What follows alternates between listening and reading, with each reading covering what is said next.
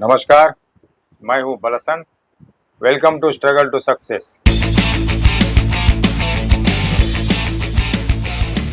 Struggle to success में आप सभी का स्वागत है। आज का जो विषय है, मैंने एक 5 प्रकार की जो गुना यानी अट्ठाइया मैंने भगवत गीता से मैंने चुनकर लेकर आया हूँ। ये भगवान श्री कृष्ण ने महाभारत के महायुद्ध के दौरान अर्जुन को संबोधित किए थे। अभी वो 6 प्रकार के जो गुना है, वो अट्ठाइयाँ, वो क्या है हम लोग डिस्कस करेंगे।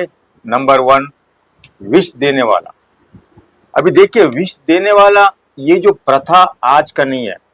आप महाभारत के काल में भी जो दुर्योधन और शकुनी ने मिलकर भीम को विष देकर मार डालने का कोशिश किया था, ये जो प्रथा कई सालों से है।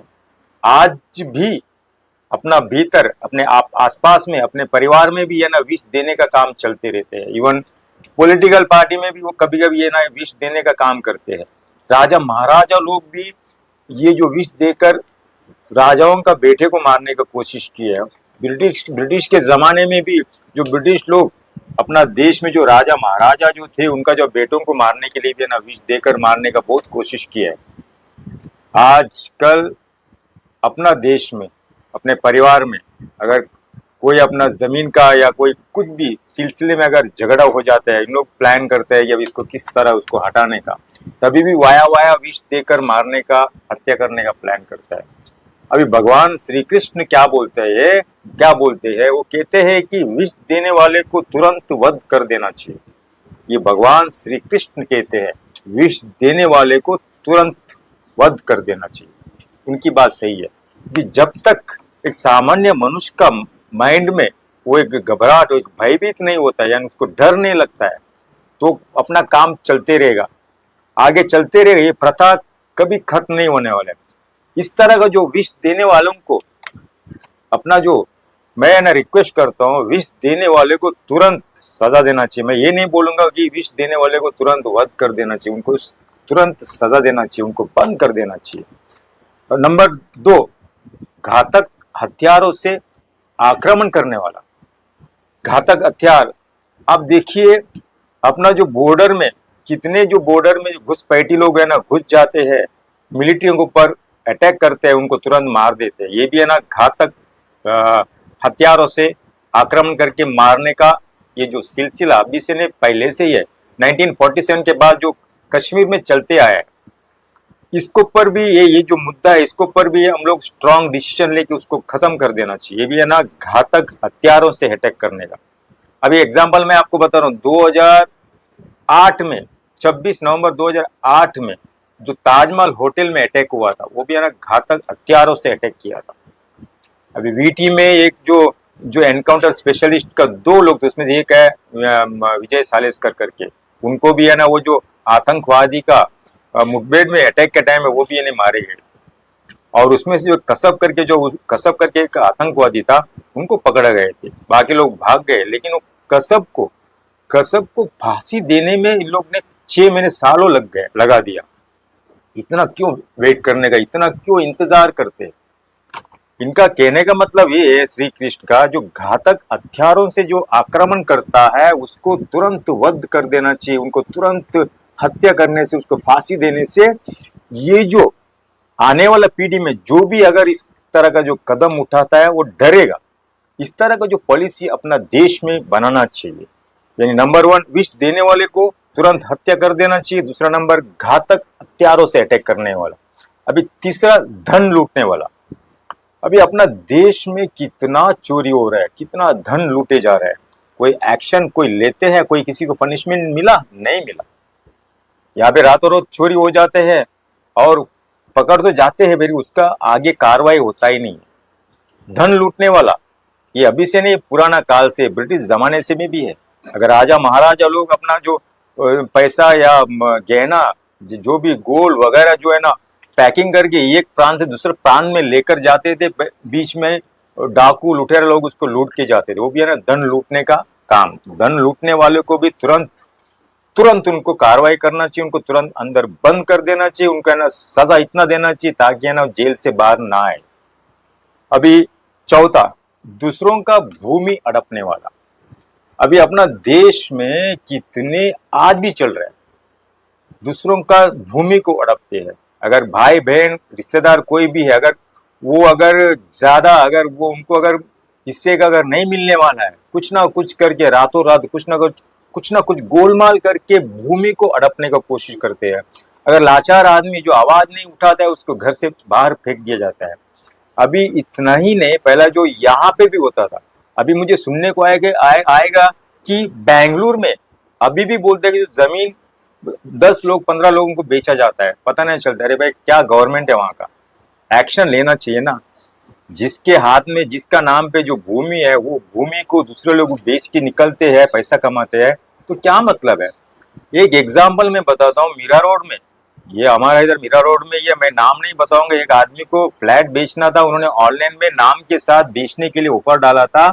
तो एजेंट ने क्या किया, एजेंट ने उनका नाम में डुप्लीकेट पैन कार्ड बनवा के बैंक में अकाउंट ओपन कर दिया, फिर उनका नाम पे जो पैसा जमा कर दिया और पैसा लेके वो भाग गए एजेंट सब लोग। लेकिन जिसने जो पैसा दिया है वो आज भी कार्रवाई चालू है, वो बोलता है ये घर मेरा है। जो ओरिजिनल ओनर ने अभी बेल के लिए अप्लाई किया है।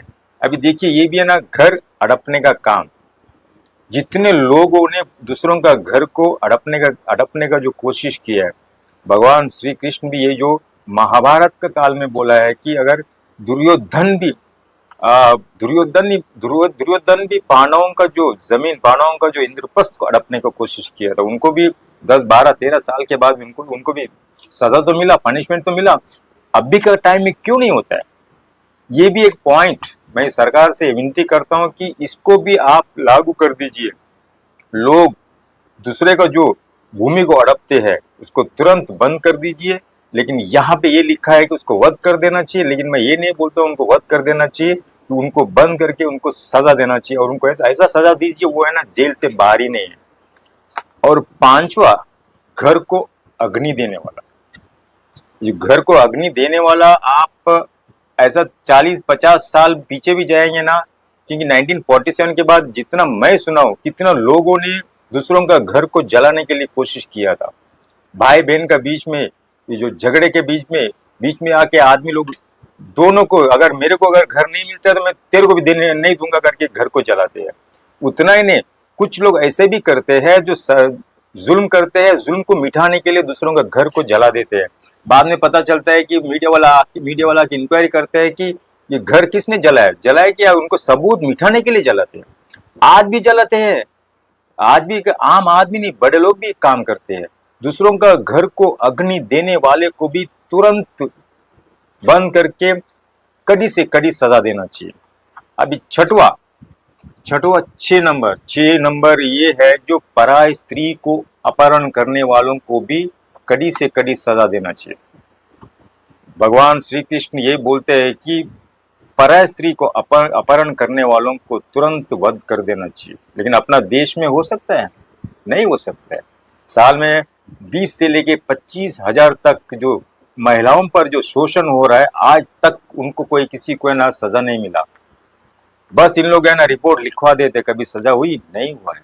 अगर पराय स्त्री को अपहरण करने वाले को रोड में बांध कर उसको तुरंत पत्थर पे फेंक कर उसको अगर मार देते हैं, तो सामान्य मनुष्यों को डर लगेगा, बड़े लोगों को भी डर लगेगा, ताकि वो दोबारा ऐसा काम नहीं करे।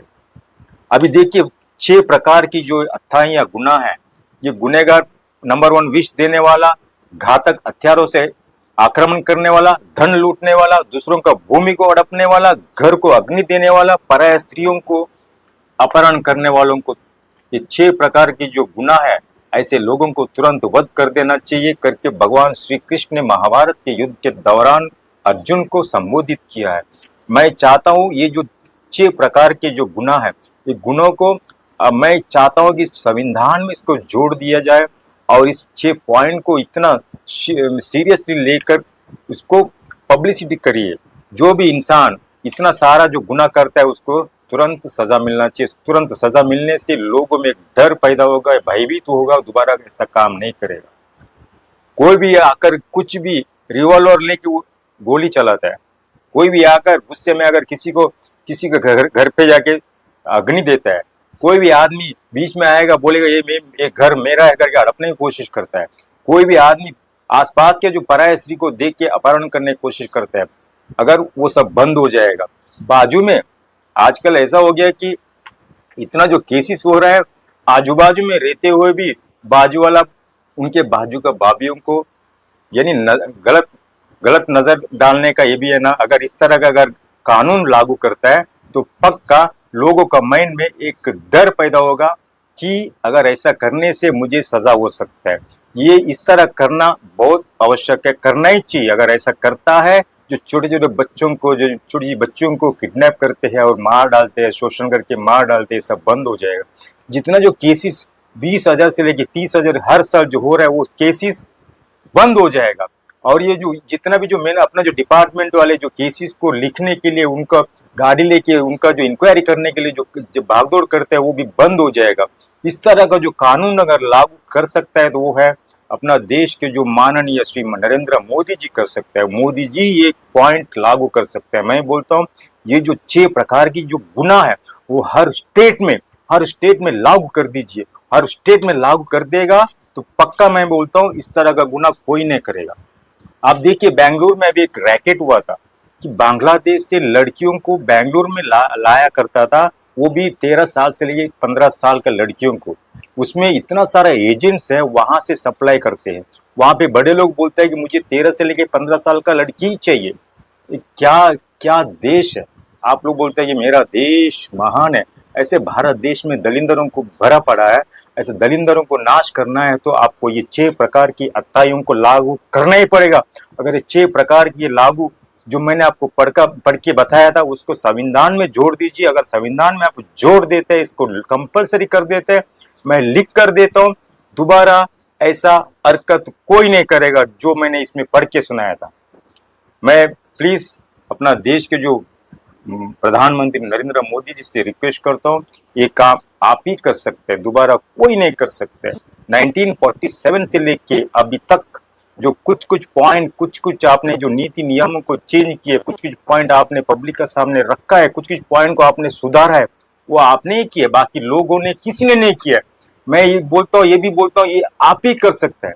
मैं आपसे एक रिक्वेस्ट करता हूँ, इसको आप जोड़ दीजिए संविधान में, इसको है ना कंपल्सरी कर दीजिए, इसको पब्लिसिटी कर दीजिए। ये ऐसा जो 6 प्रकार के जो गुनाह करते हैं उसको गारंटी, उसको सजा ही होना चाहिए। अगर ऐसा करता है पक्का अपना देश एक महान देश बनने से कोई नहीं रुक सकता है।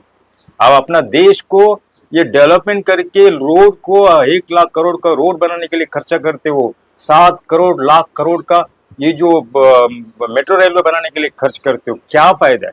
कोई फायदा नहीं है।